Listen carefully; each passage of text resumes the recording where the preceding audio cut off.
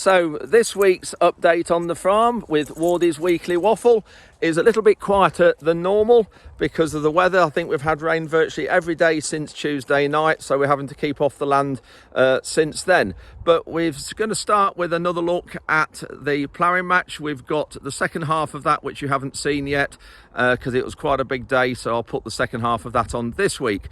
We're also looking at our Simba Freeflow drill and how we calibrate that and fill that, and a bit of a look round it.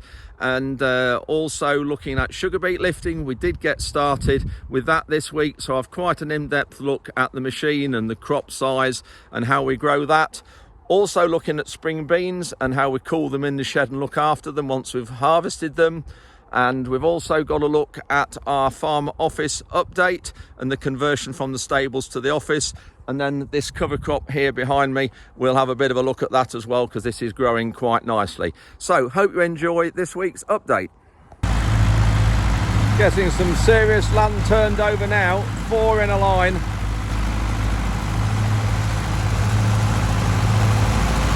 These are the doe triples. 2 tractors passing together.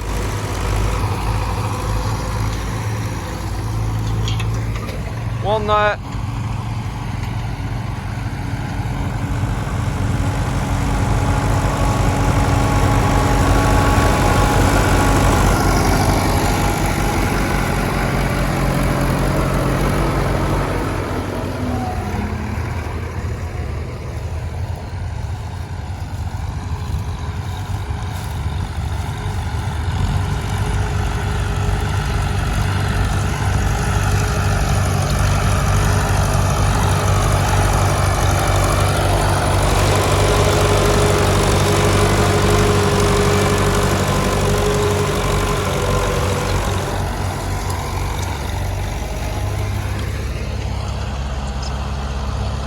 This looks a bit newer.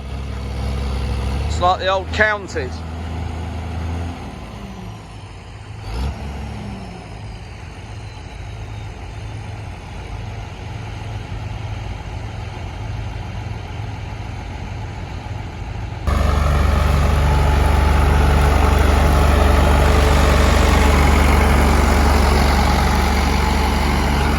Couple of tractors being joined together.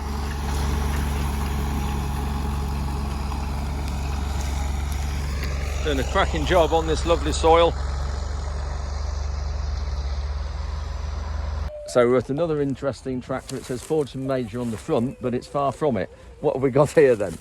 Well, this is the 75-year commemorative edition, if you like. Yeah. It's commemorating 75 years since the introduction of the Major in 1945. Yeah. And last year was supposed to be the commemorative year, and they were doing a 75-year programme, if you like. So I thought, well, we'll try and make something that represents 75 years of fantastic. And we've got that 7.5 litre Power Star engine, so that's a start because people like. So what engine actually is it?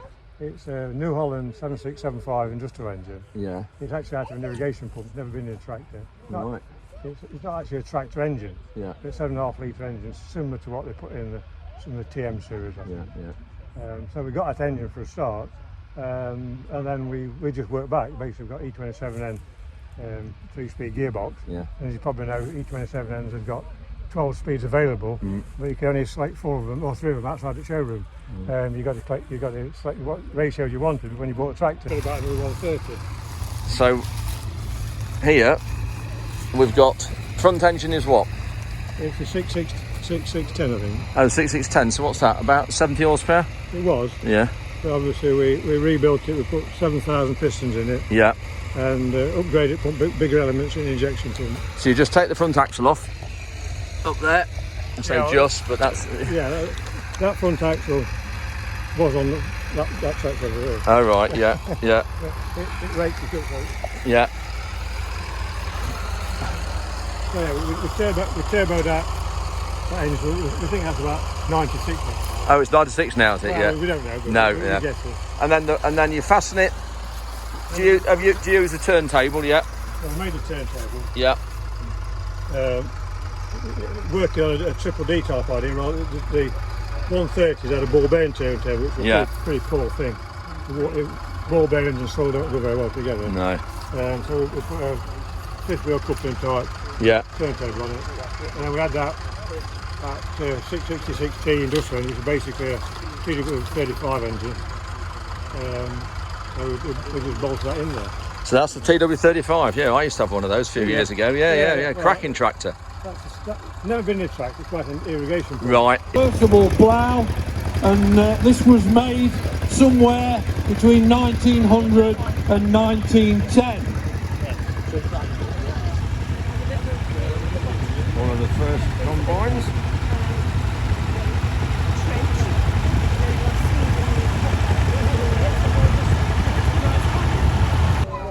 Here's the produce show. Pretty good, they do. Parsnips there. Sweet corn.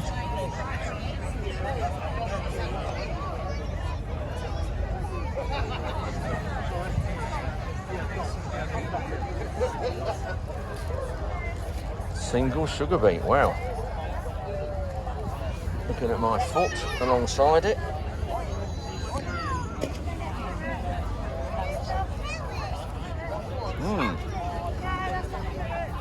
Wow. These look a bit more uniform.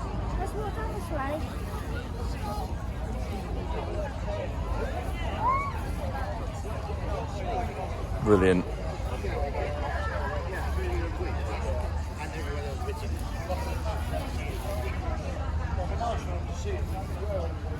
There we go. Hiya, mate. More scarecrows.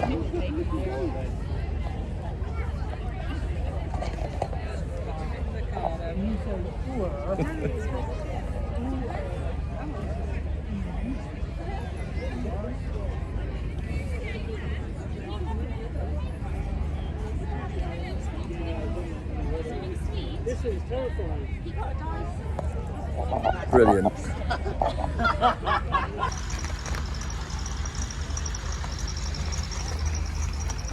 Interesting looking cultivator. Vardestad.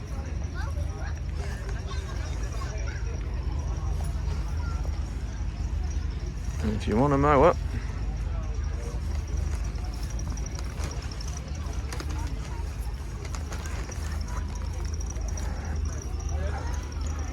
a mower and a half. What's it looking like? 9.5 metres wide, probably.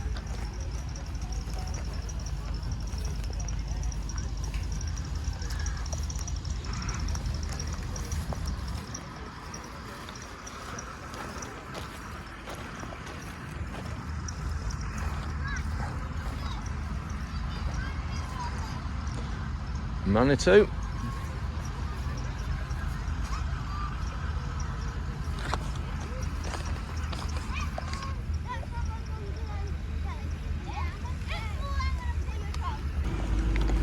This looks good, a McDon header. See here how it flexes and floats.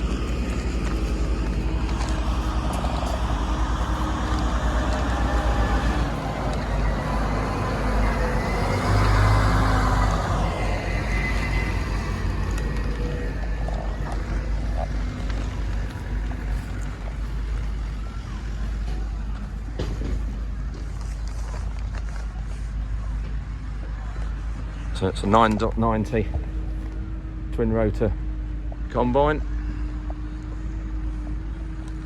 Same one that we have, but this is just the newer model compared to ours, but we don't have that McDon flexi header.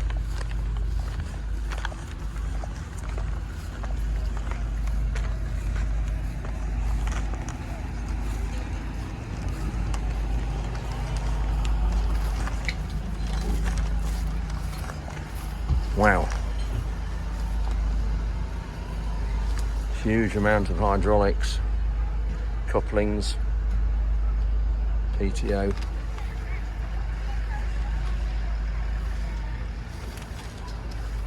I don't know what the price tag is of this.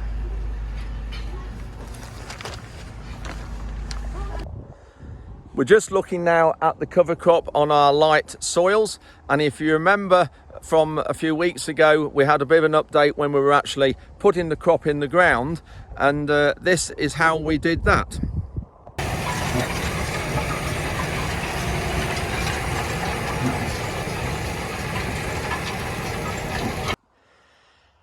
So that was how we planted the crop, and that's the machine we normally use for putting oilseed rape in the ground.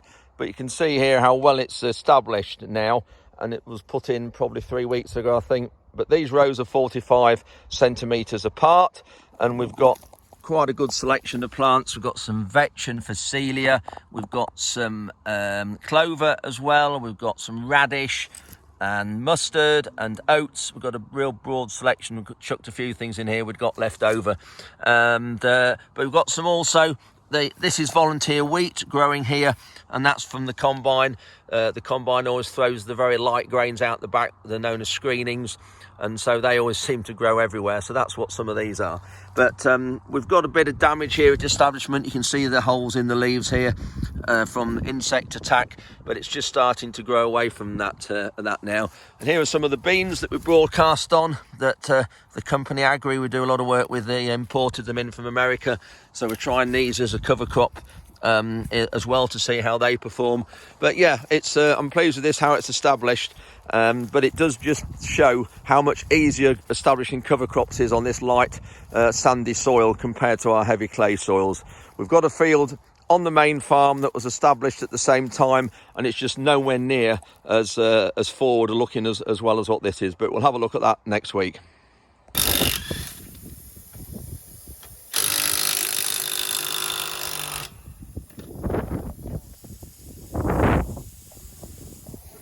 Quick wheel change needed. Take this load of haylage.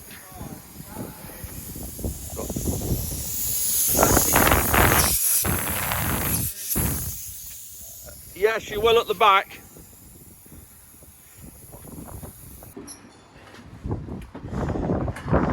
Luckily we have a spare one at the front.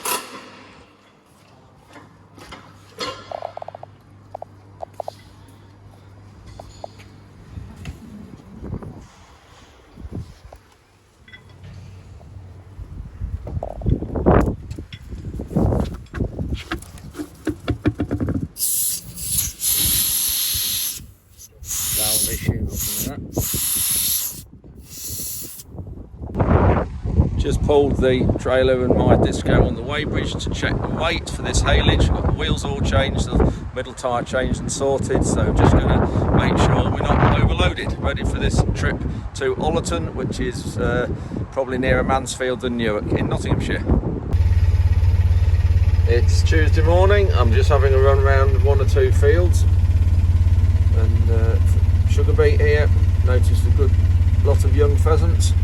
Here's one being quite brave, but also notice one of our bird feeders is on its back on the floor, so we need to get that rectified. But nice to see a quiet spot like this, the wildlife that we have around on the farm. We're getting ready for drilling, and so this is the hoppers we use to fill the drill. So the seed that we had Agri process and clean only last week, you saw, is in the bags, and so now we're going to empty those into the hopper. So Max is going to undo the bottom of the bag, and inside there's the hopper, clean. Right, there you go, Max, if you can reach in and just undo. This will test your knot.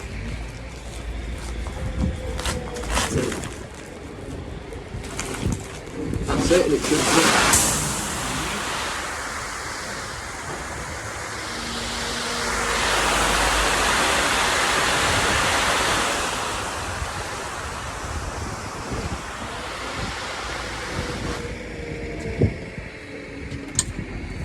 need to start this up. Watch the wind, you've got to just grab it. That's it. Sometimes if there's if it's windy and there's wheat in it, it litters over the yard, so you just need to grab it before it empties. So that's the first one in the hopper. On the trailer here we have some seed left from last year, so we're going to mix it. You can see here It's the 30th of September when it was done, when this was put into the bags. This is the treatment that's on the plant, Ready Go Pro, that's on the seed. So because the germination of this might have been slightly affected with it being a year-old seed, we're actually going to put this on top of this ton in the hopper we've just put in, and then as we empty the hopper into the drill, it will mix it all up, and as it drills it, it will mix it further. So it's not all going to be this year's or last year's seed rather that goes out. It'll be mixed with fresh seed from this year. So we're just trying to make sure now, this is last year's seed that's just been on the trailer, making sure that it'll fit in this hopper. Up, Max. Keep going. Keep going. Up a bit more. Up. Ready. Hold it there.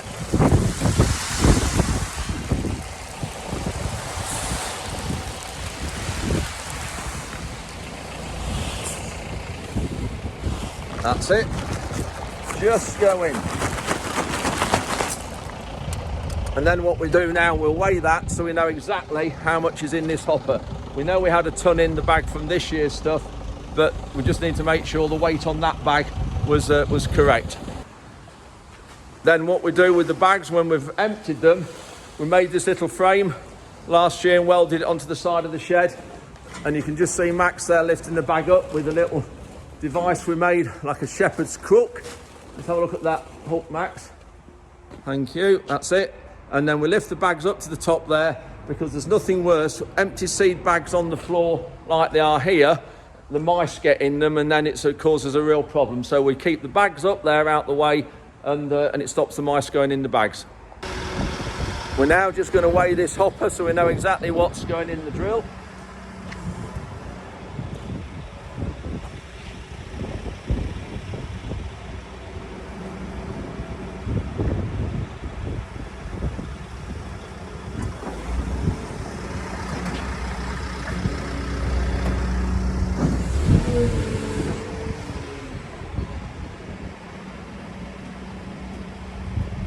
So an empty hopper weighs 200 kilograms, so there's 1,640 kilograms there, so 1.64 tons. So we need to know, and we keep a check of every kilo that goes into every field.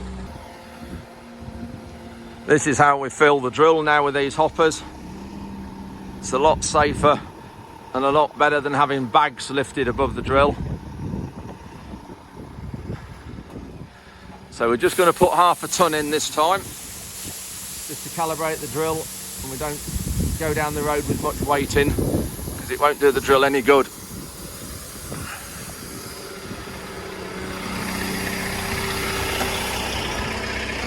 There we go, that's got half a ton in.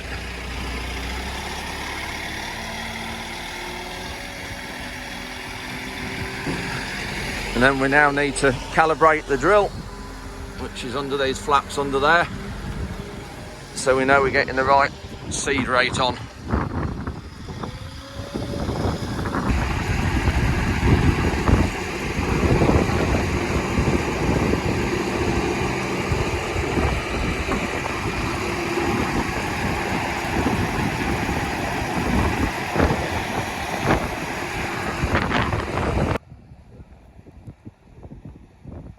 We're now filling the drill up fully.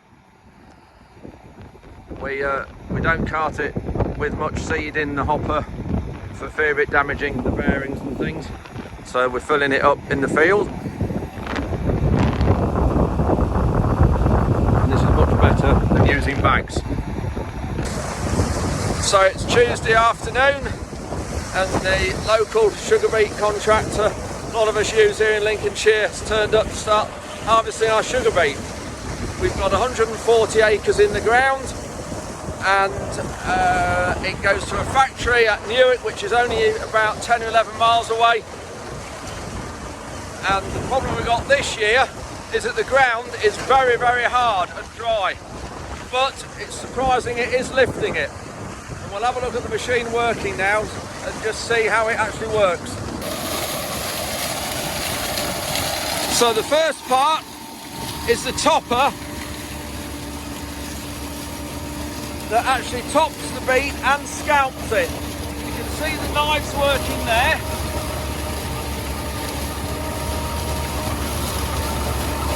Through there.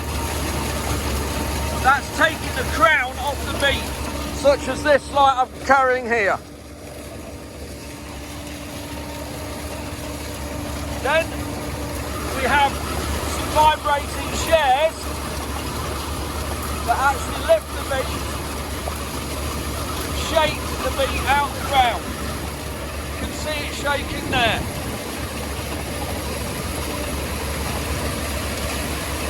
So there is the sugar beet coming up, and it's coming up really well.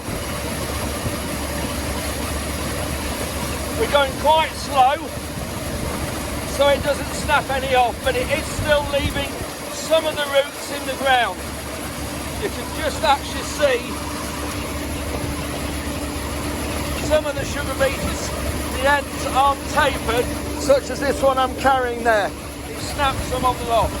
But it's not too bad considering how dry it is. Great big tyres to spread the weight of the machine. Now we've got various what we call gates for the beet to go round. You can see how it changes direction through the machine, and this is to get rid of the soil and the stones. So all the way through, and the tops, you can see here everything's dropping out.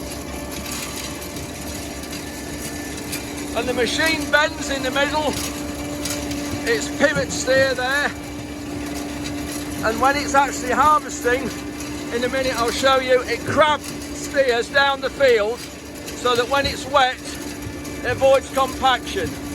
There's the sugar beet goes through. Just see there, all the rubbish flying out. That's the other part of the elevator that's taking it up to the tank. You can see now how the machine's crabbing, so one wheel doesn't follow the other wheel.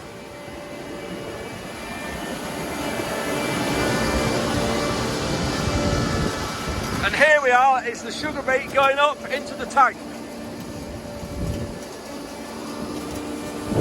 And there is the sugar beet there. And I think, but I'll find out, but I think it holds about 17 tonnes in that tank. And then that elevator comes down to empty it. So this is the first time round the field. So that's why we're very near the grass margin. But the problem we've got is that we've got varying sizes of sugar beet. What I'm carrying here, we've got a massive sugar beet there, and if I put my foot against it, you'll see how big that sugar beet is. But then also we have that next to it growing, so the harvester has to differentiate between that and that when it's topping the beet like that, which is very difficult. And when you look here as well behind it, we are losing small beet out the machine, such as there and there, and they are really like parsnips. But if we're not careful, we can open the gates on the machine, those turbines spinning round, but the problem is we have to let these clods out. These clods here, look, compared to my hand, and these are like concrete, so they have to be let out the machine. So we have to open the gates on the machine to these to come out, which of course, when you look at that clod, it's about the same size, if not bigger, than that little sugar beet. So that's the problem, and we have to set the machine up for happy balance, and it's very difficult when it's hard and dry like this. So that's the main issues with it. If we get a lot of soil in the sugar beet when it goes to the factory, we actually get penalised for that, and we don't get as much income if there's a lot of soil. So the cleaner the heap is, the better. So this is why it's a balance when you're setting the machine up in these conditions. But we will also put the sugar beet through what we call a cleaner loader into the lorry that actually allows some of the soil and the tops to drop out before it goes into the lorry. So then when it's sampled at Newark factory, they're actually sampling and getting just good quality beet rather than beet and soil at tops, but it is always a balance. And sometimes we have to leave the sugar beet in the heat a week or 10 days to dry out when it's really wet, so that then when we're loading the lorries with the cleaner loader that we use, that the soil actually shells off the beet, because at the minute it's really quite good that there's no soil on the sugar beet. And if you look at this one in particular, that just shows it perfectly. You've got all these various grooves in the sugar beet here, and there's no soil in there.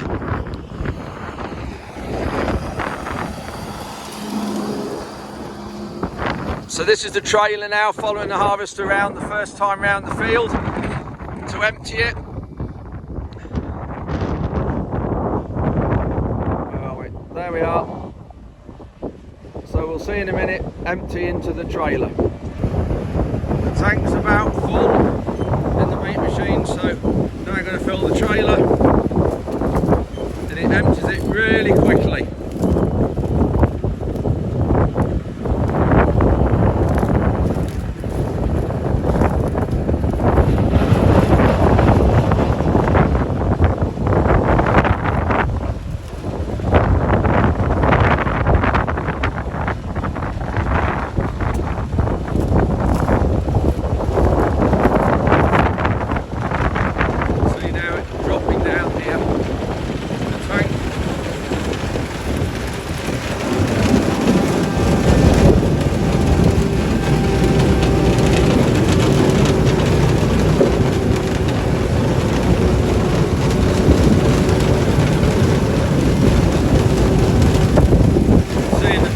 Tank like a walking floor that carries the sugar beet to the elevator, and the elevator's putting it into the trailer.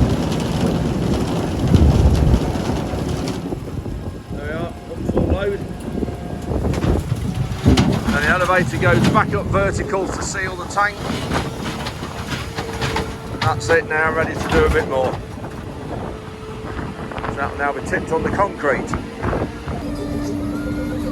I'm in the cab with Malk, and we're just looking at the topper, how it finds the row and steering itself down the row. The slight problem we got first time round is when this field was drilled, which wasn't by us, I hasten to add. It was drilled too near the grass margin, so we've lost the first row of beet.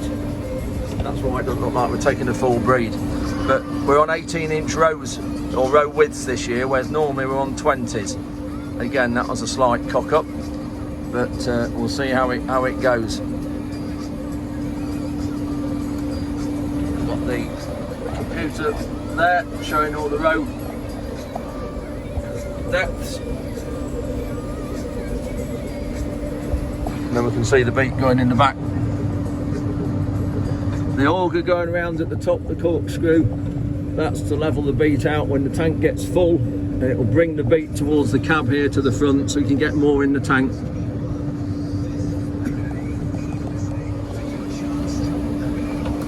So we're going slow because it's hard and dry, trying to minimise how much is snapped off. And this field's about 32 acres. We've got this to lift, and all will go across there on the concrete.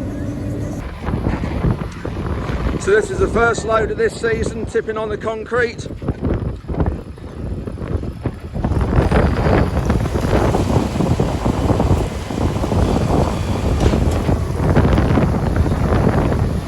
And the contractor who has the sugar beet harvester also provides the tractor and trailer. It's the whole service. That's it, that's that trailer empty.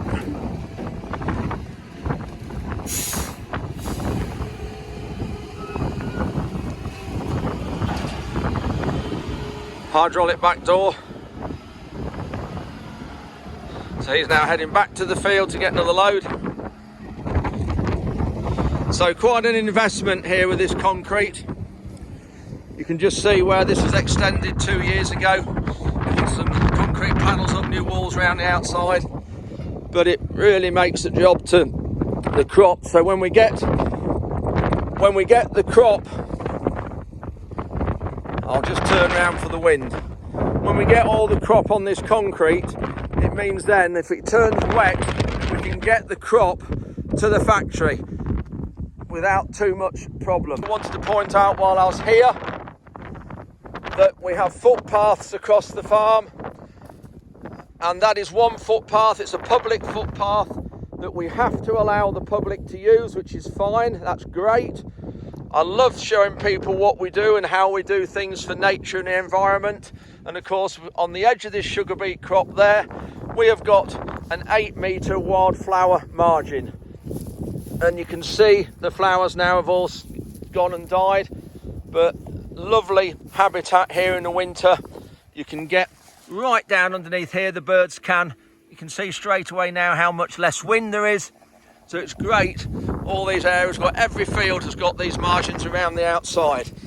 But just going back to this footpath, we spray it out when the crop's established, and we use glyphosate to control and kills to create a path through there. And if we don't do that, we'll get a warning from the county council. There are footpath officers. We'd get a warning not to obstruct the footpath. And if we didn't take notice of the warning and do something about it and clear the crop, we could get prosecuted. And the footpaths many years ago, before cars were invented, were for people and farm workers to get from village to village and church to church. And you can just see in the distance there, if I can point there, there's a church spire in the distance over that hilltop, and behind me there is another church spire somewhere there, and that is between two villages. So there's a footpath across this field. So because this field now has been cultivated through here, we have to mark that, and we actually mark it with canes. We could do, or we could run a tractor through it when it's dry and mark it with 2 tire marks to show where the footpath goes. So we do have some quite strict regulations regarding the footpaths, but again, I don't mind footpaths across the fields, because I like to show the public how much we're doing for the countryside, for wildlife, for nature, and also what's involved in food production. And it's great to see, and so we do welcome the public across these fields. There is the harvester in the background, and also our drill. You can just see the yellow hopper as well. So we're first day today drilling winter wheat. The harvester's about to put some more in the trailer. It's Wednesday morning and sugar beet lifting has come to a standstill. We had 19 millimetres of rain last night, and so whether we'll get going or not today I don't know, but we could have done without that, as the lifting was going well yesterday, even though it was dry and hard. We weren't snapping many off in the ground at all. Heat behind me here, there's a few trailer load there, what we did yesterday afternoon, but it just highlights here the value of having a proper storage area like this concrete area, concrete panels around the outside, when you've got weather like this to store it in and keep the beet in good condition so the lorries can get to it. And also here we have Frankie, loves the sugar beet season. Good girl. Having a good chew of sugar beet. So she's got plenty to go at with the heat behind me. But just looking in the field here, it's right next to the beet pad here, the concrete area. They've done the headlands, the outsides of the fields, and I think that's about, looking at it, that's all they've got done. But the good thing is there's no water stood. There's no water stood on the field, which is a good sign. But you can see it is. Yeah, you can see here it is very. You can see there it is quite wet. So I think we'll be leaving this most of today. We don't want to make a mess of the field. When this is harvested, we need to get the field cultivated, ready for drilling with winter wheat. So quick update on our conversion of the stables to a farm office, a meeting room, rest room, etc. Here, one of the windows has been bricked up. We had a bit of a job of finding some bricks to match, but they're not too bad actually, and we've made a bit of a recess here, you'll see, because apparently when you try and match bricks, these are about, I think, 25, 26 years old. When you try and make it level and make it sort of match, it doesn't. So if you leave a bit of a recess and make a feature of it, when you're bricking a window and a door in, that's what that looks better. So we've done that one, we've bricked that door in there, and another one just up there to form a window. So that looks okay. So in here now, insulation's going in, because obviously it's stables, there's no insulation whatsoever. So we've got some Kingspan 25mm insulation on the walls, and we've got some 75mm insulation here that's going to go on the floors, and then there'll be a screed and then underfloor heating. That's a new window being cut in. We did actually board up the windows and the doors a couple of days ago because the wind and rain out the back was coming in, and but it's great in here now. They can work with the weather we're having this week. So this is going to be the office and meeting room, and that's coming on windows there, door here. This is going to be the staff room with a little kitchen area and table. This is the toilet area, female toilet, disabled toilet, urinals and shower. And then here we're going to have a little bed sit for our harvest executive, as we call him. And so next year, probably it won't be Max, we'll have somebody else. Max is local, so he doesn't need anywhere. He stays at home. He has been while he's been working for us. So this is it. So we're just in the process as well of trying to find a water pipe that we know comes from the house there that is going to be demolished shortly. And there's a water pipe underneath here somewhere, goes under this path towards this tap that was inside these stables. But at the moment, there's the tap. At the moment, we can't find the water pipe, but it's under there somewhere. So that's why we've got a digger to try and locate it. So that's an update. We'll have another look in here in 2 or 3 weeks' time, but it's beginning to take shape, and it will be a really great addition to the farm when it's all finished. So from Frankie and me, that's it for this week. Thanks for watching. Thanks for subscribing, and we'll catch up with you next weekend.